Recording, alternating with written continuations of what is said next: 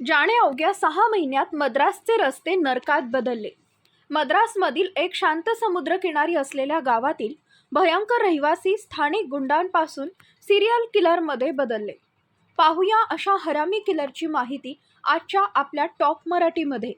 नमस्कार, टॉप मराठीमध्ये आपले स्वागत आहे. गौरी शंकर 1955 मध्ये वेल्लोर, तामिळनाडू इथे जन्म झाला. तेव्हा तिथले लोक कामासाठी मद्रासला जात असत. मद्रास हे स्वप्नांचे शहर असायचे आणि ते दक्षिणेतील तरुण आणि मध्यमवर्गीयांना खूप अनुकूल होते. शंकर मद्रासला पोहोचले कारण मद्रास फक्त आपल्यासाठीच बनवला आहे असे त्याला वाटत होते. चित्रपट, चित्रकला आणि नृत्याची आवड असलेल्या शंकर स्वतःला मद्रासमध्ये पाहत होता. कॉलिवूड हे शंकराचे पहिले प्रेम होते आणि मद्रास हे कॉलिवूडचं केंद्र होतं. पेरियार नगरमध्ये त्यांनी चित्रकार म्हणून काम केलं आणि तिथे स्थायिक झाले. तोपर्यंत मद्रास आजच्याच तारखेत स्थायिक नव्हते, त्याच्या निम्मेही नाही.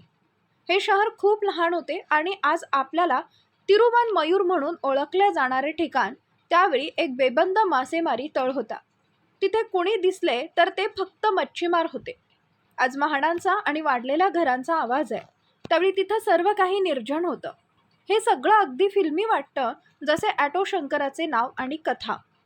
तिरुवान्मयूर ते महाबलीपुरमपर्यंतचा संपूर्ण किनारा मच्छीमारांची वस्ती होता. सर्वत्र मच्छीमार किंवा खजूर आणि नारळाची झाडे दिसत होती, अगदी आदर्श पेंटिंगसारखं. अजून इथंपर्यंत रस्ते पोहोचले नव्हते. सर्व काही इतक्या शांतपणे, इतक्या कुशलतेने चालू होतं की फक्त काही पोलिसच दिसत होते. मानवी स्वभाव आहे की जेव्हा एखादी चांगली गोष्ट घडू लागते तेव्हा आपण वाईटाची कल्पना करणं थांबवतो. याच स्वभावाला आळा घालण्यासाठी ॲटो शंकराचा जन्म झाला. गौरी शंकर ते ॲटो शंकरमधील परिवर्तनातील पहिला घटक. तामिळनाडू सरकारने दारूबंदी लागू करून ती तात्काळ उठवली, एकदा नाही तर दोनदा. आणि इथेच शंकरने गजबजलेल्या अवैध जगात पहिले पाऊल ठेवले. मद्रासचा संपूर्ण किनारी भाग खजुराच्या झाडांनी व्यापलेला होता. जास्त वाळू आहे की ताडी हे शोधणं अवघड होतं. याशिवाय ते ठिकाण इतके वेगळे आणि सामान्य प्रवेशापासून दूर होते की ते स्थानिक दारू बनवण्यासाठी सर्वात योग्य ठिकाण होते. थोडी रिस्क नक्कीच होती, पण पैसे पण कमी नव्हते. यावेळी शंकर पेंटिंगचं काम सोडून ॲटो चालवू लागला. चला वेळ लक्षात ठेवूया. 80च्या दशकाची सुरुवात. या रिक्षांचा वापर बेकायदेशीर दारू वाहतुकीसाठी केला जाऊ लागला, कारण ही वाहने शहरातील रस्त्यांवर कोणत्याही अडथळ्याशिवाय आरामात धावू शकत होती आणि शहरालाही त्यांची इतकी सवय झाली होती की संशयाची सुई त्यांच्यावरच होती. गौरी शंकर आता दारू तस्कर बनली होती. शहरातील दारूच्या चळवळीतून त्यांना मोठा नफा मिळू लागला आणि गुण असा आहे की तो व्हॅक्यूम क्लीनरसारखे काम करतो. एकदा का तुम्ही सापळ्यात आलात की तुम्ही ओढतच राहतात. शंकरने स्वतःला अपग्रेड केले. आता तो स्मगलरऐवजी सेक्स रॅकेटचा दलाल बनला होता. वेश्यांची वाहतूक करण्यासाठी तो त्याच्या ॲटोचा वापर करत असे. येथून शंकराने मद्रासच्या अंडरवर्ल्डमध्ये प्रवेश केला. शंकराचा दर्जा आणि दर्जा दोन्हीही वाढले. आता त्याची स्वतःची एक टोळी होती. मोहन टोळीत नंबर 2 होता. त्याचा धाकटा भाऊ अल्दीन आणि शिवाजी सोबत हे तिघे खास होते. याशिवाय आणखी 5. या टोळीने मिळून तिरुवान्मयूरवर राज्य करू लागले.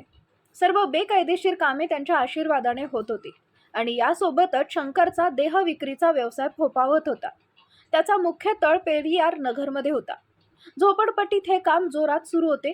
याशिवाय दक्षिण मद्रासचा प्रसिद्ध आणि व्यस्त रस्ता असलेल्या एल्बी रोडच्या लॉजमध्येही त्याची छोटी शाखा उघडण्यात आली.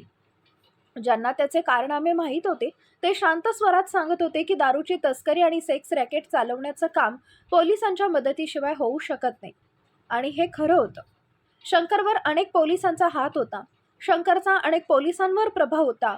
काही उच्चपदस्थ मंत्री आणि वरिष्ठ पोलीस अधिकाऱ्यांना वेशा पुरविण्यास सुरुवात केल्याने शंकरचे नाव गुन्हेगारीच्या जगात वाढले. इथून शंकर मागे वळून पाहणार नव्हता हे त्याला चांगलंच माहीत होतं आणि इथून त्याच्या मनात कायद्याच्यावर असण्याचा गैरसमज सुरू झाला. 1988च्या शेवटच्या भागात तिरुवान्मयूरमधील 9 मुली बेपत्ता झाल्याची घटना समोर आली होती. पोलिसात तक्रारही करण्यात आली. शंकरच्या कारनाम्याची संपूर्ण माहिती असलेल्या पोलिसांनी प्रकरण दाबण्याचा प्रयत्न केला. त्या सर्व मुली सेक्स रॅकेटमध्ये काम करू लागल्या आणि स्वतःच्या इच्छेने घरातून पळून गेल्याचे त्यांनी सांगितले. मात्र मुलीच्या कुटुंबियांनी हा आरोप सतत फेटाळल्याने पोलिसांना तातडीने तपास करावा लागला. त्या मुलीबद्दल काहीच माहिती नव्हती. ललिता ही शंकरच्या रॅकेटमधली मुलगी होती. ललिता पळून गेल्याची माहिती मिळताच तो वेडासारखा तिचा शोध घेऊ लागला. तिचा पत्ता मिळाल्यानंतर शंकरने तिला गाठलं आणि तिला तिच्या प्रियकराला परत पेरियार नगरला आणलं. तिथे ललिताला बेदम मारहाण करण्यात आली. शंकराने ललिताच्या प्रियकराला आगीत भाजून घेतलं.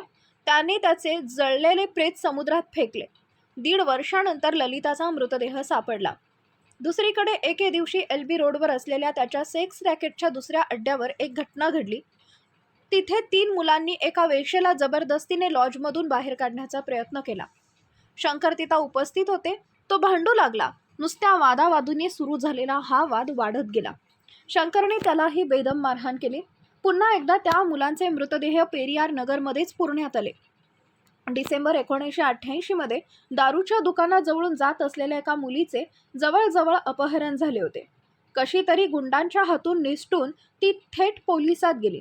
या वाढत्या गुंडगिरीला पोलीस वैतागले होते. काही पोलीस अधिकारी गुप्तपणे काम करू लागले. ते दारूच्या दुकानात पोहोचले जिथं मुलीचं अपहरण करण्याचा प्रयत्न झाला. तिथे त्याला हे नाव पहिल्यांदाच भेटले, ॲटो शंकर. याबद्दलची माहिती पुढील भागात आपण नक्कीच पाहू. याबद्दल तुम्हाला काय वाटतं कमेंटमध्ये नक्की सांगा. तेव्हा पुन्हा भेटू पुढील भागात. तोपर्यंत धन्यवाद.